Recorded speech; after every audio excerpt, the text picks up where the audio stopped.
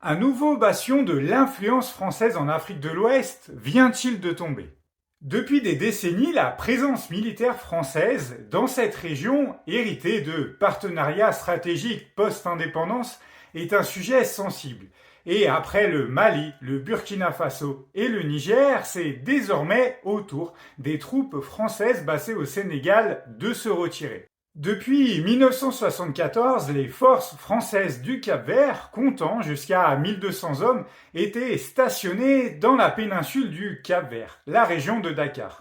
En 2011, un premier retrait significatif a déjà eu lieu, avec la réduction de ces troupes à 300 et la création des EFS, les éléments français au Sénégal. Mais en décembre 2024, le président sénégalais Bassirou Diomaye Faye a annoncé la fin de toutes les présences militaires étrangères dans son pays.